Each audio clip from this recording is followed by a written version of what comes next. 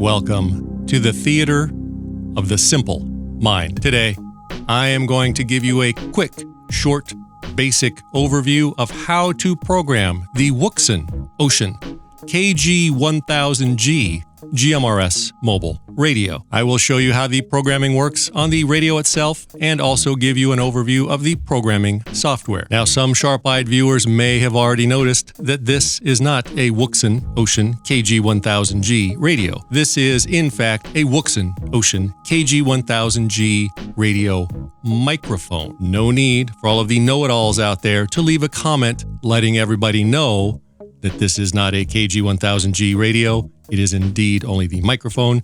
We can all see that. The reason I'm holding up the KG-1000G microphone is because the radio is too big and heavy and has wires hanging off of it. Bear with me. So I am going to show you how to program the radio on the buttons, both on the microphone and on the radio itself, which I will show you in a minute, and using the software. And unlike many of those other YouTube channels, I will not bore you to death, and I will not insult your intelligence by trying to explain to you what the like button is for or trying to teach you how the subscribe button works. Apparently, all of those other YouTube channels think that you are an idiot. To follow along at home, you will need a KG-1000G radio or your imagination. And if you want to follow along with the software portion, you will also need a programming cable. This programming cable is designed specifically for the Wouxun KG-1000G. It is not compatible with most other radios. As you can see, it has a very special tip. The programming cable for the Wouxun KG-1000G costs approximately $15, and you can get it at buytoaradios.com. Affiliate link below. You will also need the free programming software, which you can download from buytoaradios.com. I will put a link, a free link, a non-affiliate link in the information section below. And just for clarification, because someone always leaves comments asking, the Wouxun programming software runs on Microsoft Windows only. That means if you have a Mac computer, you can only run this software if you make your Mac run Windows. If you have an iPad or an Android tablet computer, you will have to get a real computer. And no, this software will not run on your phone. To get started using your Wouxun KG-1000G, the very first thing you will need to do, and this is the most important thing. Allow me to repeat this. This is the most important thing. The first thing to do is read the fucking manual. And I swear to sweet baby Jeebus in a crib, if you say, "But I'm not good with tech," take 15 minutes away from TikTok and your video games and invest that 15 minutes into reading the manual so that you can get to know your radio. You don't have to memorize it. You don't have to even remember half of it. You can even get by with just looking at the pictures on many pages, but take a moment to point your face at this so that you can get familiar with what some of the buttons and knobs and menus do. Wouxun has invested millions of dollars in developing this manual. Please don't let it all go to waste. Don't let those trees die in vain. If you already did throw it in the trash, that is no excuse, because I will put a link in the information section below to where you can download a free copy of the Wouxun KG-1000G user manual directly to your computer, or phone, or iPad, or even an Android tablet. Now you can see why I didn't hold up the entire KG-1000G radio, because I have removed the faceplate to make it easier for you to see. One of the great advantages of the KG-1000G, one of the reasons I love this radio so much, is because it has this removable faceplate. It comes with that long cable. This is not the long cable, this is the short cable, but it comes with a long cable so that you can relocate the faceplate anywhere in your vehicle that you'd like. So I have disconnected the faceplate so that I can point it to you, my favorite viewer, so you can see what I'm doing here with the buttons. And you can see what's going on the screen. The radio portion is here, mostly off camera because that's all boring. And for those of you that are curious, I have the radio wired up to my Samlex 13.8 volt 30 amp power supply. Affiliate link below.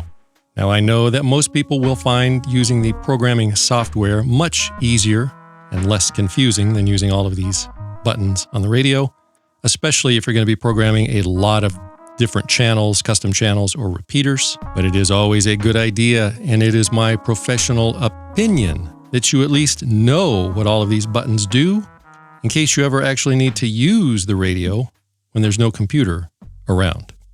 Okay, so a quick overview of the buttons and what they do.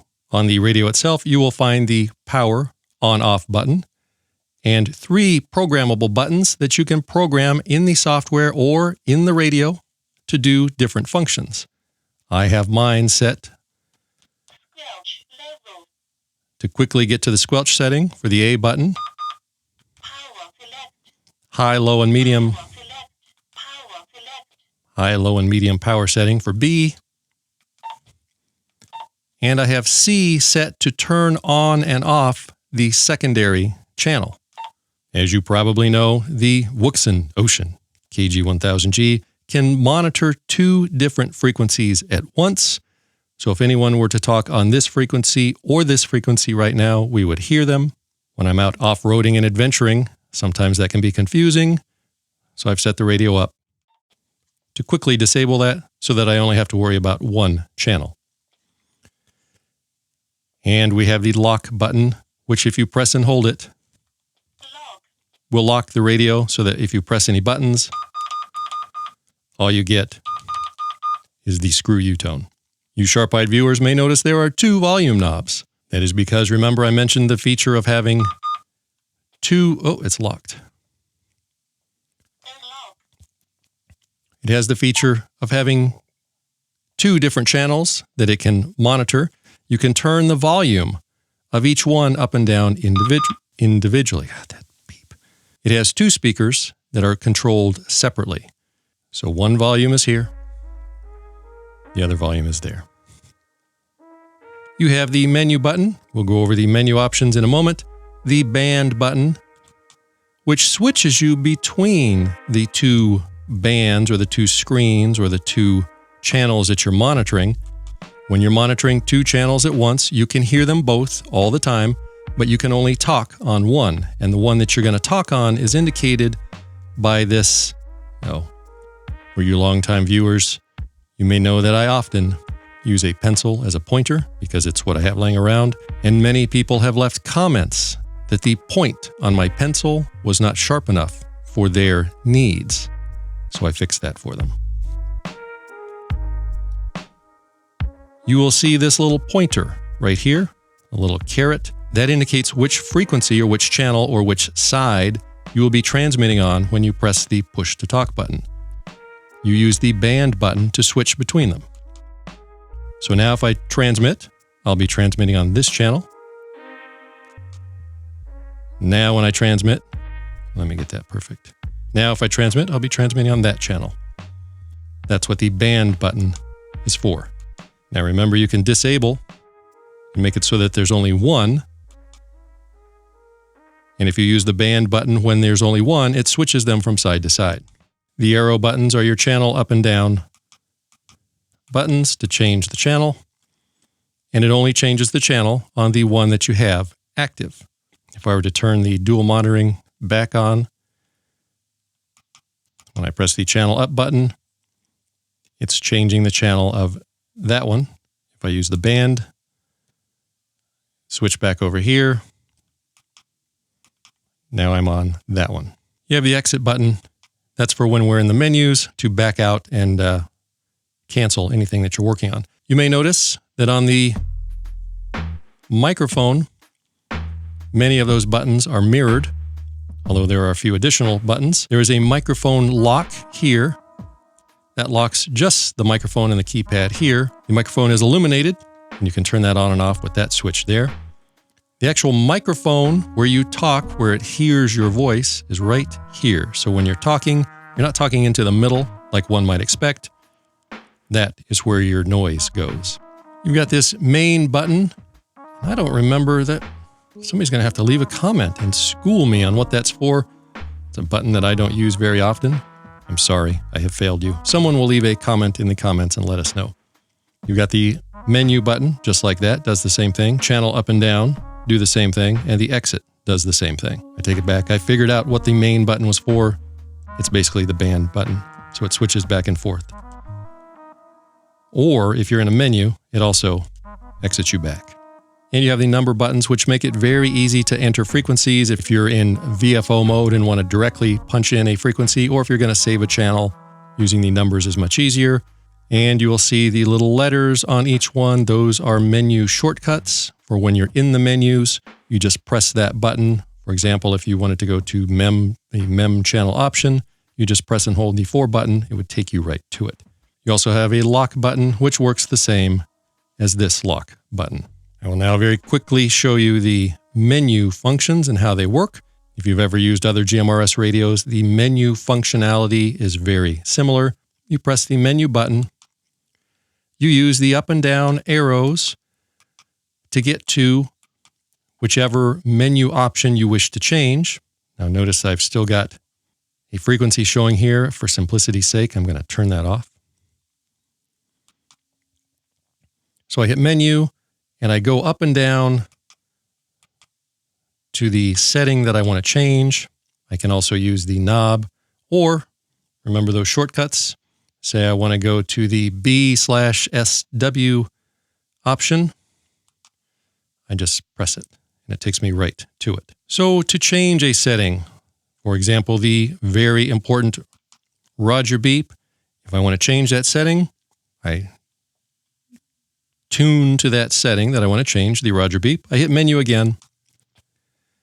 As we can see, for some reason, the Roger beep has been erroneously off on this radio. I hit menu, it's off, and I just turn the knob, and I can select my setting. Beginning of transmission, end of transmission, or both. I prefer my Roger beeps to be at the end of transmission. I hit the menu button again, it is saved. If I want to be sure that I saved it, I hit menu again, and there it is. It's already saved. I don't need to change it. I can hit exit. All of the menu functions operate the same way. You go into the menu, you select the menu option that you want to change, hit menu, scroll through the options, hit menu again to save it. If you're not sure what all the menu options are, because this radio has a lot of menu options, you read the manual, and it will clearly explain in English words what each one of those options does and what all the different settings are. Now let's look at the software.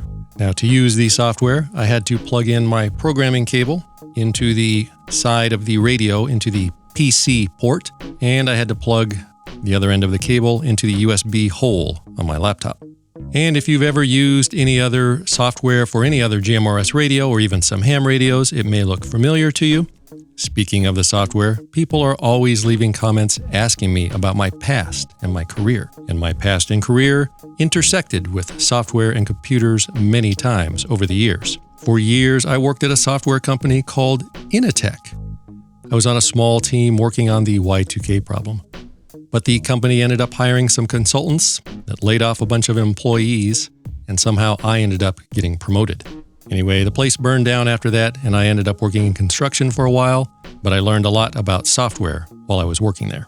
When you open up the KG1000G software, which is available free from buy2aradios.com, and there is a link directly to it in the information section below, you will get a screen that looks just like this. Now, even if your radio is connected with the cable to the computer, this is not what is on your radio. So unless your radio is brand new out of the box, or if you've made any changes to the radio, you want to get whatever those changes are. You probably want to get whatever those changes are out of the radio onto the screen so that you can see what you're working with. So usually the first thing that you want to do is read from the radio. That will suck all of the ones and zeros out of the radio and put them on the screen in front of you. So to do that, I'm going to hit the read button. And you'll see down below, look, it is reading. Now, this is the point where many Windows users begin pulling out their hair in frustration, because instead of seeing this beautiful little thing indicating that it's reading, they may get an error message that says unable to open COM port or something to that effect. So if that happens, you want to check your COM port by going to the port setting. It should select it automatically. Make sure you've selected usually the only COM port that's there. You may need to try a different one. If you cannot get it to work, if it just won't read your radio, that is almost certainly a Windows driver issue. And if that happens, God help you. So I now have the contents of the radio are now on my screen. You can see that it changed a little. There's some customized stuff. In addition to all of the standard GMRS channels, I've got a bunch of repeaters that I have programmed in. You'll see those on this last column, which is the channel name right there. You see these tabs across the top. There are several of them. The first one is what is in memory. We'll talk about that more in a moment. Configuration settings. These are settings, configuration settings, one might guess as by the name, settings that you can change individually. For example, that Roger beep that I showed you is showing it as on. If I wanted to change it, I just click there and select off, which no sane person would ever do. Basically, these are all of the configuration settings of the radio. Pro tip, if you don't know what a setting is, don't mess with it. VFO settings and working set. The working set means that's just what the radio is set at now. You've got your commercial FM broadcast memories.